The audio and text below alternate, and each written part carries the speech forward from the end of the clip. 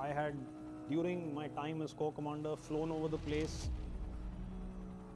My daughter had also recently spoken about Baisaran. It's a beautiful meadow and it's very popular with tourists.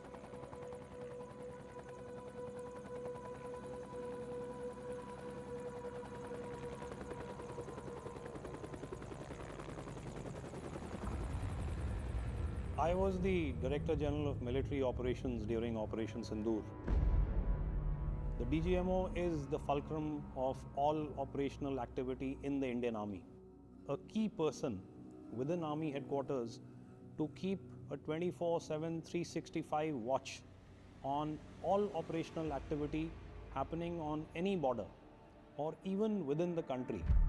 And he is then in a position to actually crystal gaze and look ahead as to how operations will unfold.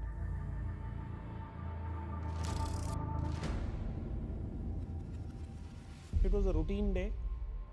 The first call that I got was from the co-commander in Kashmir. He told me that there was something happening in Baisaran. Because you've been through incidents like that, I knew the ring was different. I knew that I had to walk up to the Chief of Army Staff and inform him. I have been in uniform for 40 years plus. So as to the decision making is concerned, it's part of my blood. On that fateful day of 22nd April, I was presiding over the retiring officer seminar. I remember taking that short walk from the Military Operations Directorate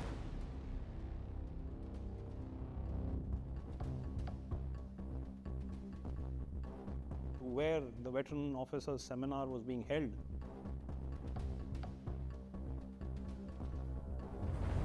So when I was giving the talk, I suddenly realized General Ghai, my DGMO, entered the room.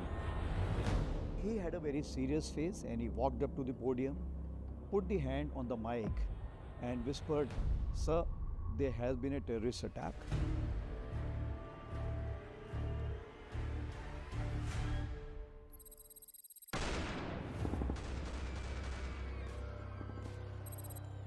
I received a call from the helpline. This lady was speaking on the other side. She said, "I'm Himanshi," and there was a lot of panic and anger mixed kind of tone that she was showing. She said that my husband has been shot. Himanshi is the wife of late Lieutenant Vinay Narwal of Navy, who was there in Baisaran that day.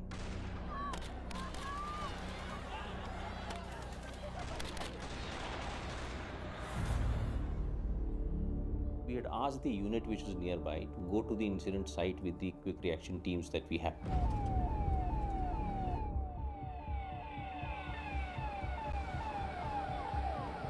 So first one to react was my company commander. I told him, just rush to the location. Next 5 minutes, I was also out. I was in communication with the CO who was moving in. It was still 30 to 35 minutes away. That was a little frustrating moment. From Pahalgam reaching Baisaran, there is no metal road. So you just have to walk. It's a walk of somewhere around 30 to 40 minutes. And whatever the chatter we were picking when we were climbing up by the Kotra and Puniwalas, they were saying it is a cold-blooded murder.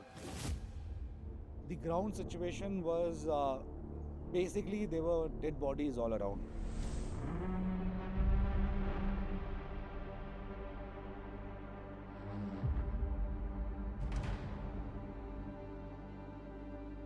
It wasn't a normal terror attack. In my opinion, it was a kind of an execution which was taking place where victims were segregated. They were taken apart, sorted on the basis of their religion, and mercilessly in cold blood executed right in front of their families. The first images and videos started trickling from the first responders who had reached there. In my life, I have never seen the kind of barbarity that was so gory.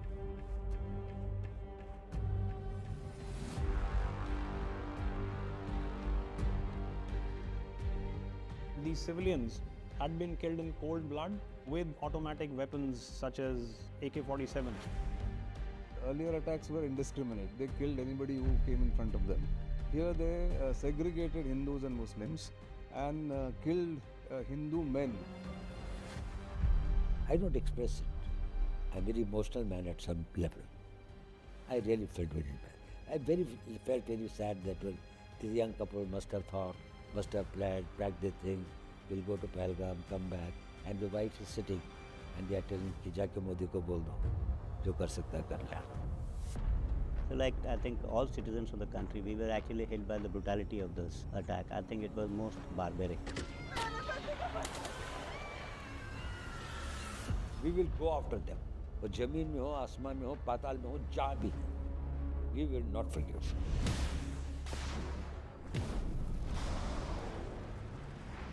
Any act of terror will be considered as an act of war.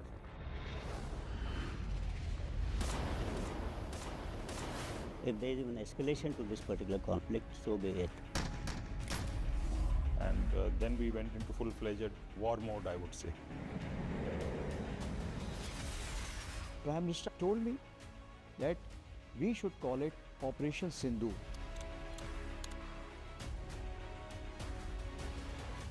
We were ready and our fingers were on the trigger. And nothing stopped us, and we were no holds barred. All the officers and guns were full of josh. The entire nation's hope rested on us. We will unfold it like a good movie. So the Prime Minister said, वहाँ से गोली, यहाँ से गोला.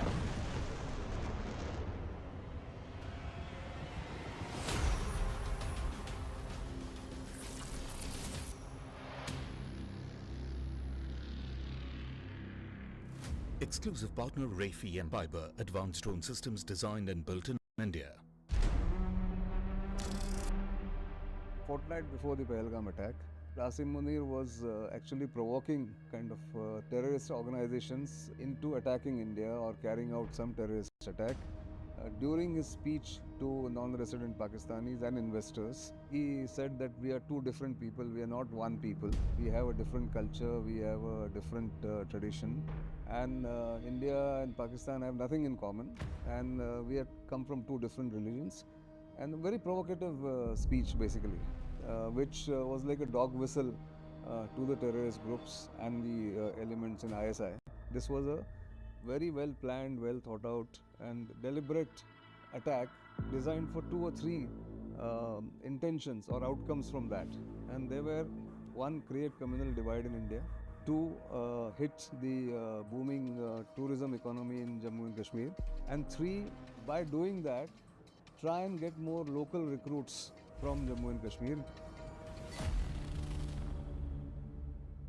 Prime Minister Narendra Modi was in Saudi Arabia on a visit.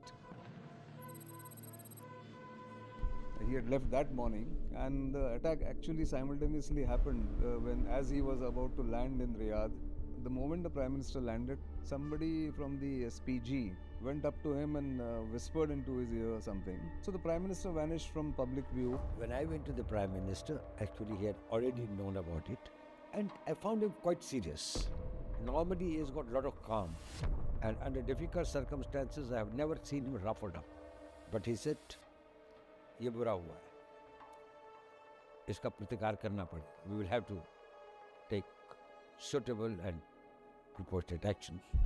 So he had his meeting with the Saudi Prince Mohammed bin Salman, and immediately the Prime Minister and his delegation headed back to Delhi.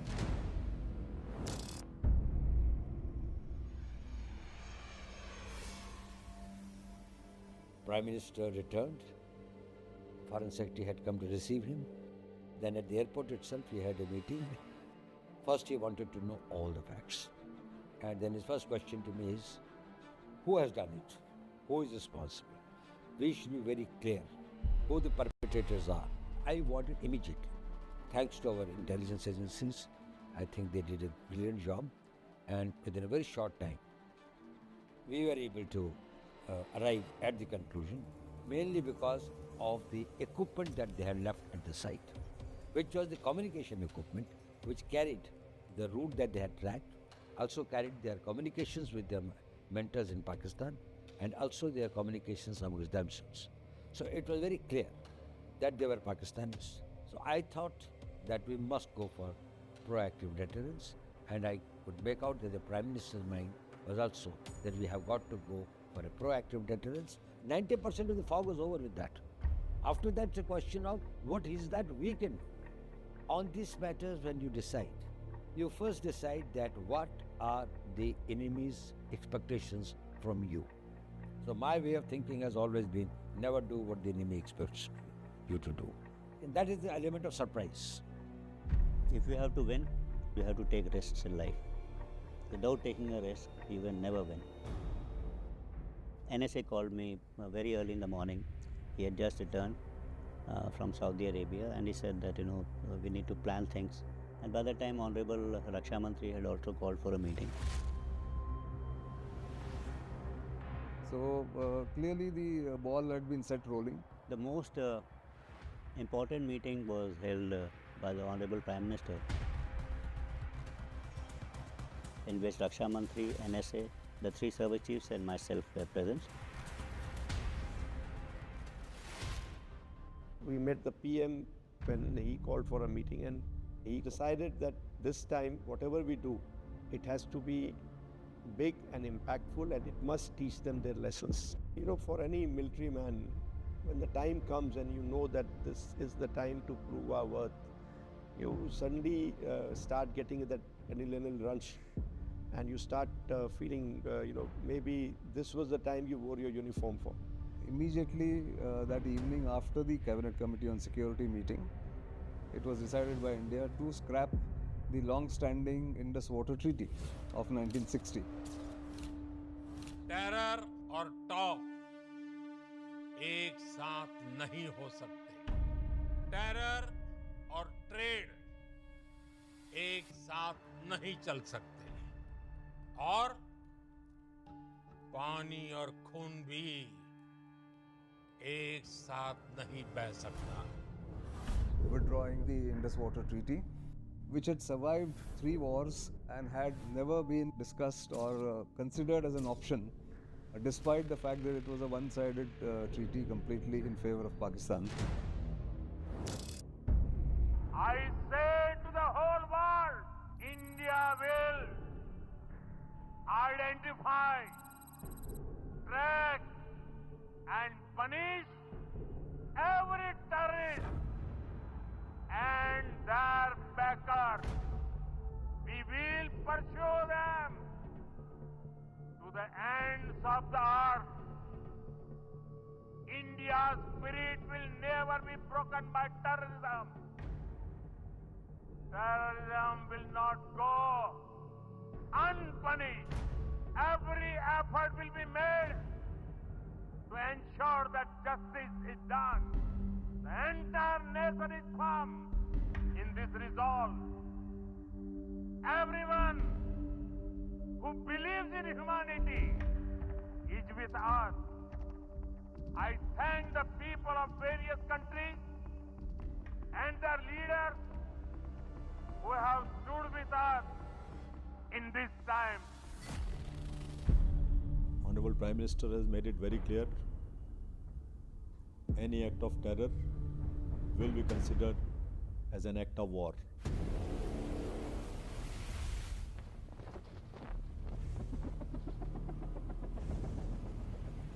I flew down to the Western Naval Command headquarters.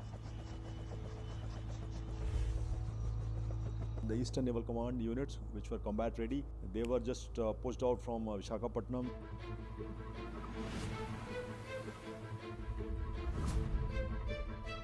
When they joined on the Western Seaboard, and they became a part of this force.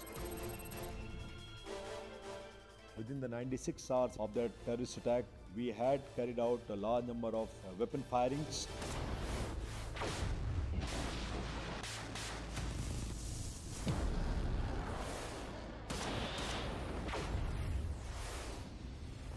I called for a conference of Vice Chief, DGMO, DGMI and ADG Stratcom. What next and what range?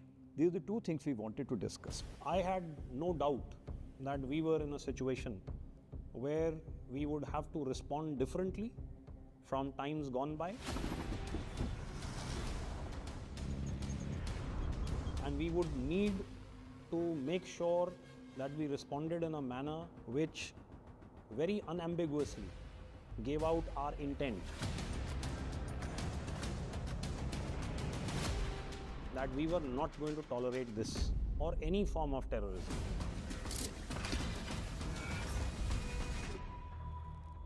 Around 26th, we generally homed down to various terrorist targets which we can neutralize. What the Prime Minister wanted was, it should not lead to any collateral damages to the civilian casualties. Number two, we are not declaring a war against Pakistan. Number three, we have got terrorists as the main culprits. Especially in the initial few days, selection of targets, etc., the accuracy of information was provided by the intelligence agencies, largely done through the Office of National Security Advisor. So objectives that were decided were terrorist camp, nothing more, nothing less. They came up with a rough list of about 34 targets. The numbers were many, but the important thing to decide was that how many would be enough to send a stern message across.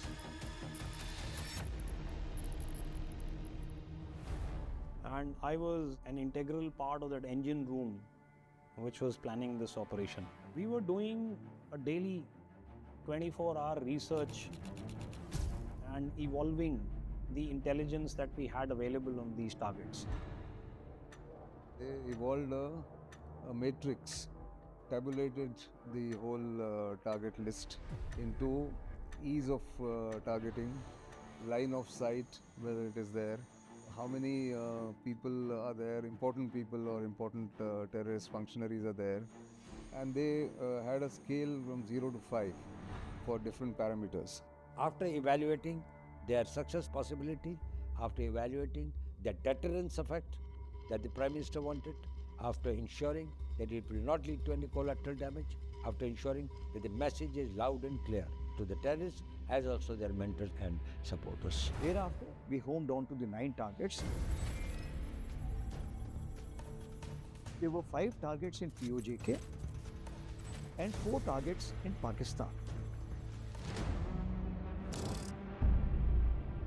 The NSA went with the targets and the intention to the Prime Minister, saying there are these risks of retaliation from Pakistan because you were hitting the Pakistan-Punjab province, which was always seen or projected by Pakistan as a no-go area, a red line. If crossed, would invite nuclear retaliation or something catastrophic.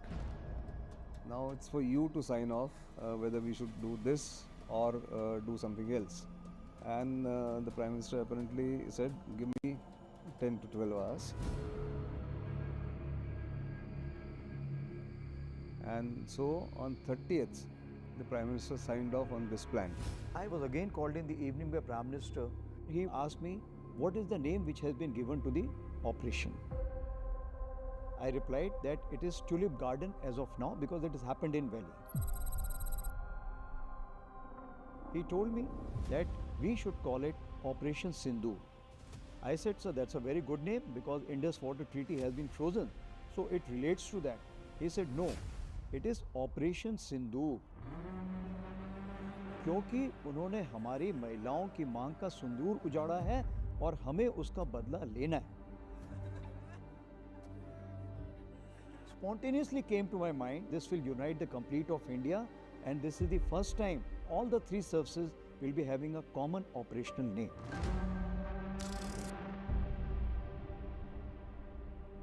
We identified 9 targets finally, starting from the north, across the line of control. Sayyidina Bilal,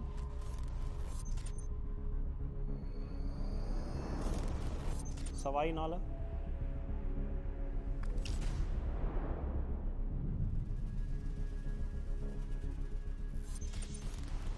Kotli, Gulpur,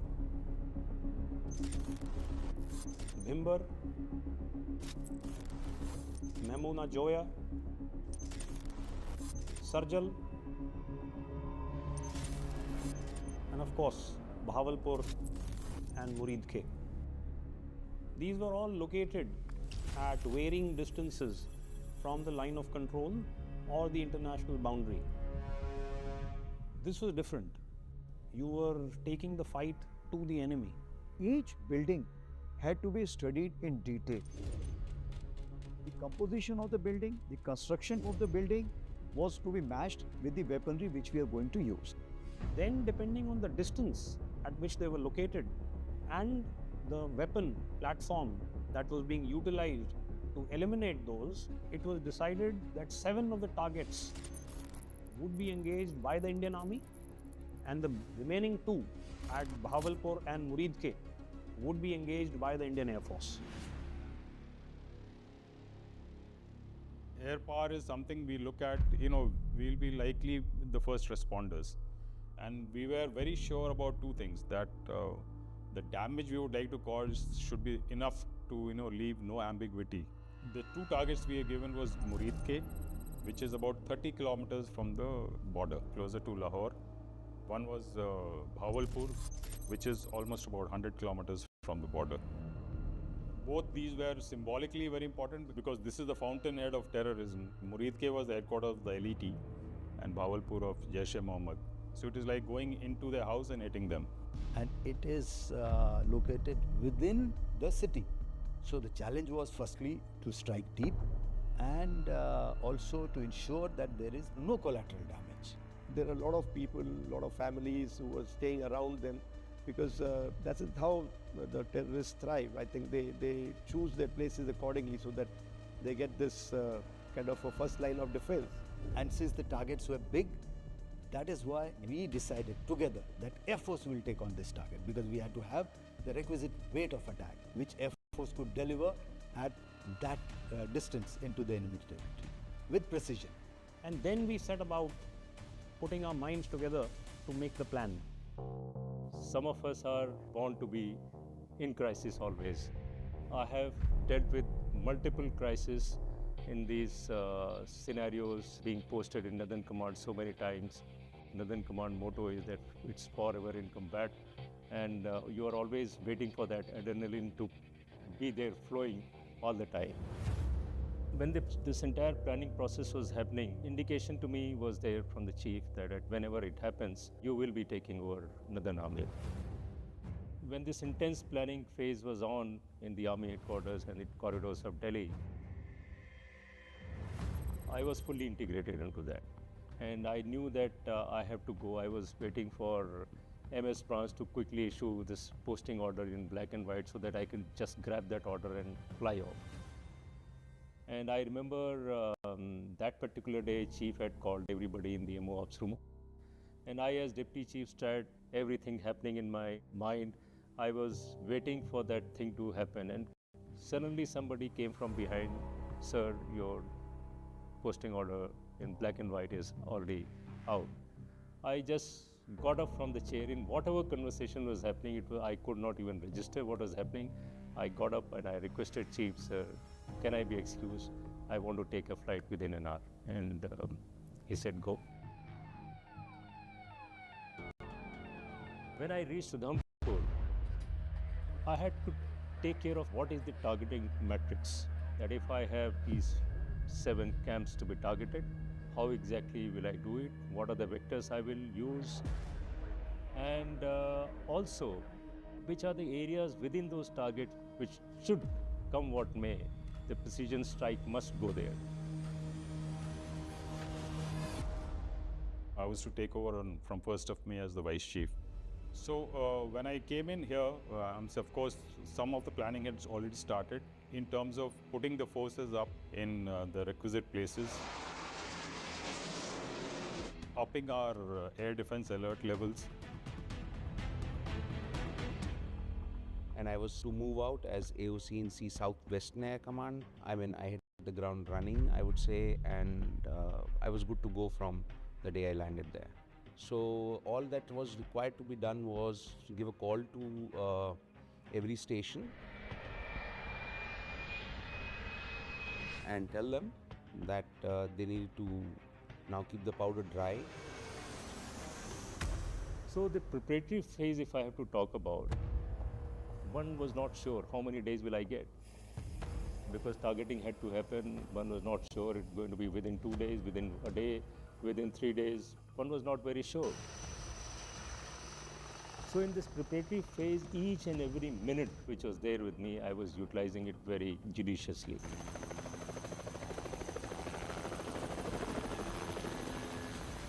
I wanted to ensure that the plans on the LC are in place.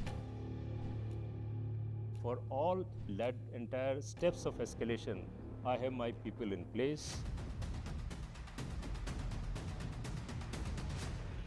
I have my weapon, ammunition, all stocked up. I had to cater for surprise. People should not come to know that in what domain India is going to respond.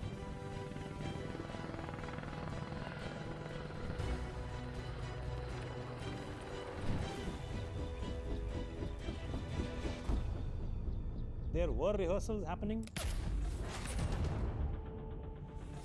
People were rehearsing on their platforms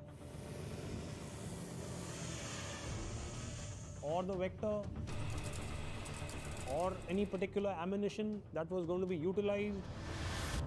They were in the training areas, they were on the field firing ranges.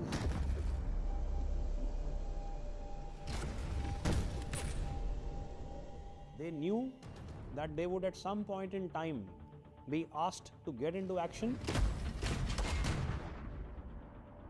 but they necessarily did not know as to where exactly they would be firing.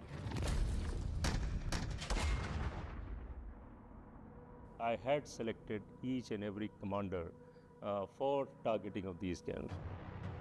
I got them together, we discussed that these are the targets, this is the planning, these are the vectors to be used within the target, which building, which area has to be struck, all that planning was done.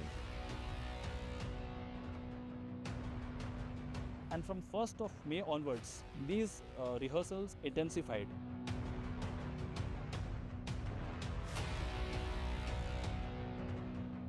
Routine activities at unit level were underway when I received a call from my commanding officer.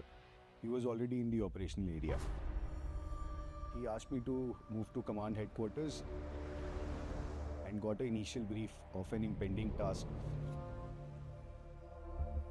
Battalion battle procedures were activated, and all special strike teams, they went on to carrying out their rehearsals.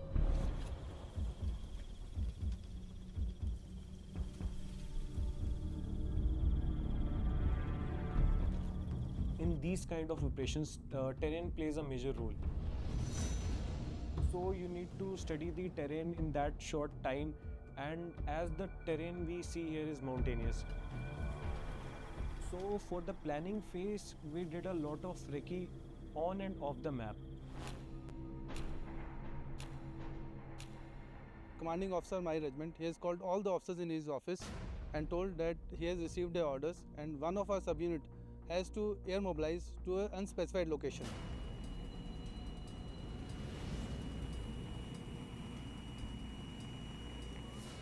The moment we reached airfield, it is near about 2400 hours.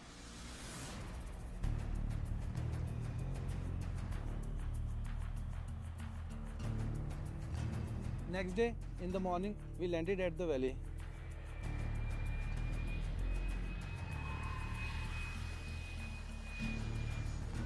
We mobilized and reached our location from where we have finally carried out our mission. For the next 4-5 days, we have rehearsed, improved our drills and increasing our force protection measures. All the directions were given for them to prepare, be ready.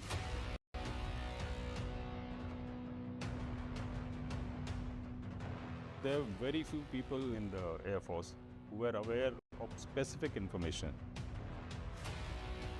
The units which had to do the planning were informed. So for that you need immense amount of planning, because carrying out a strike into another nation, it is not a very easy job. So I personally started planning missions. I knew that whatever platform or whatever happens eventually, we will always have to plan a strike. We have simulated targets and we practice these missions regularly in our routine training sorties. So as a military aviator, I think we had already started preparing from our side, because we knew that it might be a possibility that some operation might have to be conducted. So we knew that once we carry out the neutralization of targets, Pakistan will also respond, and they will respond heavily. And we had to take that into consideration, because I knew for sure that come what may, moment this retaliation starts, it is going to start from the LC.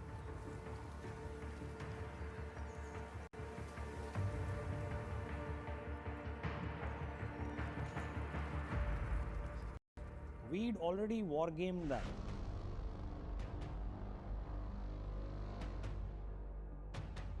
Three, 4 levels beyond. So we were prepared for that. I also wanted to ensure that my air defense and electronic warfare grid is also in place. Just in case it's getting into a drone warfare, I should have my grid in place. And for this, I couldn't have done it on my own. I'm the Director General of Army Air Defense. The Army Air Defense looks after strategic and tactically important installations. The Air Force has something called the ISCCS. And the Army Air Defense has something called the Akashti system. It's a totally indigenous system. It's an outstanding control and reporting system. It reports air threat and controls your weapon systems. All our radars are networked into an integrated system, and the weapons which are also networked with this radar, they are also integrated into this entire network.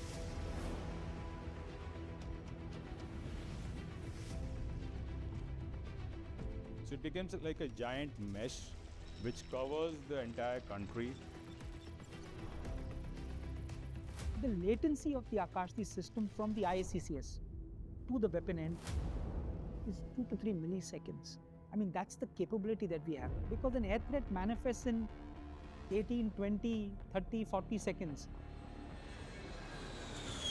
I knew that this air defense is going to play a huge role in deterring Pakistan from undertaking one aspect of the retaliation, which is dealing with the airspace. And I also wanted to ensure that there should be some kind of an escalation matrix also should be worked out in such a manner that firstly we should be dominating each and every ladder of escalation, and secondly at every ladder Pakistan must get an exit window in case he wants to take. Pakistan carries out misinformation at industrial scale.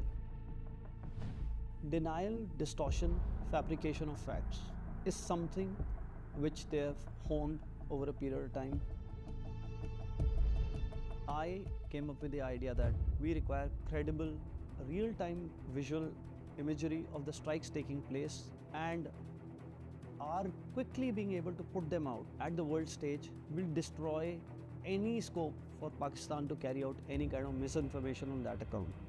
The troops in ground will execute the task that has to be done, and it will be left for us, the information warriors, to be able to justify their actions to the world. As part of our planning to be able to execute this in real time, I had nominated one officer per live screen whose job was to record the exact time of impact at that particular target. While nobody was saying that it has to be done tomorrow or day after, but in our minds we knew that we'd selected the targets, we'd put the wherewithal into place, we'd carried out operational rehearsals. Now we needed to home on to the time and the date. To my people, it was very clear that every day they are getting is a day bonus. Keep preparing. When the time comes, you need only that much time. So they were quite confident, quite relaxed, calm, composed, and very clear. So on 1st of May, when I met Raksha Mantri, and thereafter he decided that it should be done on 7th of May early morning between 0100 hours to 0200 hours. So my complete narrative was looking at that we should have rehearsals on 6th, 8th, 10th and final go on 12th. This way we were trying to make sure that nobody gets to know that 7th is the date which has been chosen. So surprise is a very big part of the whole game. While there is rhetoric also going on, but they don't know what is going to happen or what is the exact time, what is the exact targets that have been chosen. That is the major surprise. So it was not communicated to me on telephone that, listen, Pratik, this is the day or this is the time when targeting had to be done. So a high state of surprise was to be maintained. I had to send an officer, a brigadier level officer. He went to Delhi. Chief personally gave him a small chit. He told him, don't open it. You go and hand it over to the army commander. And he will open it by himself. So 6th afternoon I got the time. I had to keep it close to my heart.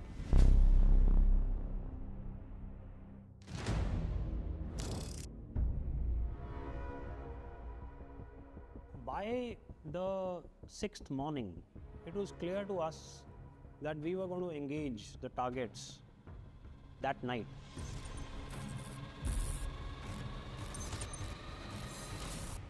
And we homed on to the time as 0105 in the early hours of the morning. Because that's the time when the chances of you achieving surprise are the maximum. Because if you were to do it, let's say during the day, you might find the people in those terror camps that you are hitting, or they could be out, they could well be training. And as we were getting closer to the strike, the Military Operations Directorate itself was not aware that that was the night. There was only one person there who was aware, and that was me.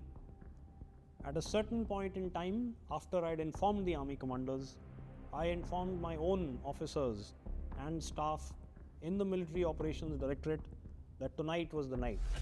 The exact indication came not more than 7 hours prior to when we hit. In the afternoon, our commanding officer and flight commander had called us. Only the required number of people that were supposed to be there were present. We were told our targets. The formation was decided instantly. The package was selected, and we were told to get on to mission planning. So they were ready, just waiting for a go-ahead.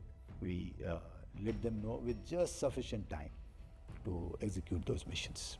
It is all live now. There is no training anymore in that. The mindset was very clear through and through that yes, we are going for the missions, and I think we've prepared ourselves mentally. Fortunately, Air Force trains the way we fight. The final day is final day. Nobody can take that away. In the days leading up to the 6th and the 7th, without exception, I was in the Military Operations Directorate for very, very long hours. But on that particular day, I made a conscious effort to leave the directorate at about 7 in the evening to suggest to everybody that it was business as usual. We didn't want anyone to get to know that today is the D-Day.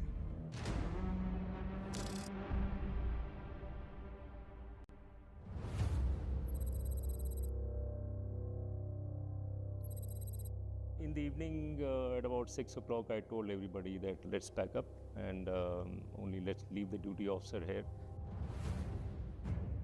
And we'll meet at about 10:30 or so.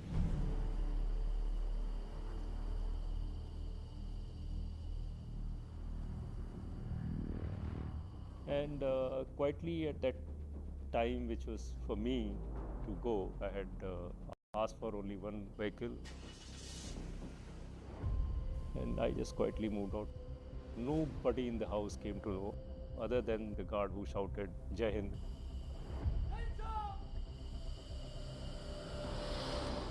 at approximately 10 o'clock at night.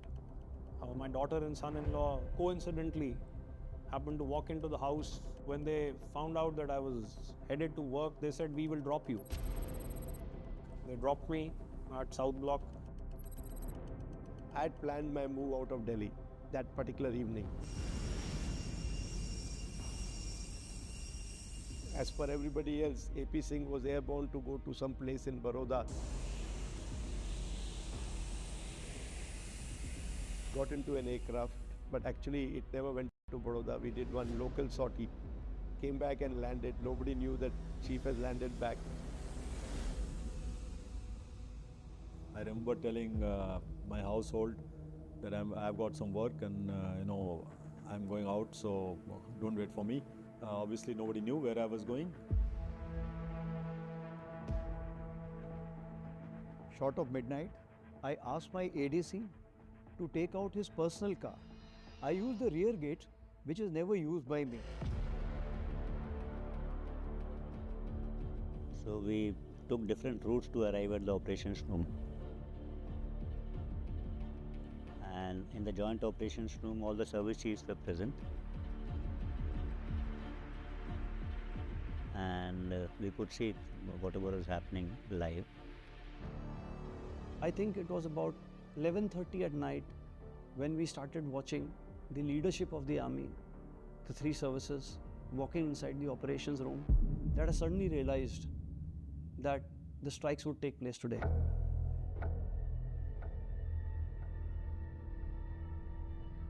There were live feeds coming in on multiple screens, and we could clearly see the targets in each of these feeds. It was a moment of great focus. I realized that we were at a historic moment. What was also extremely reassuring for me was to see the calmness in each and every one of them. From the junior-most officer right up to the senior-most leadership. They were all united in a sense of purpose.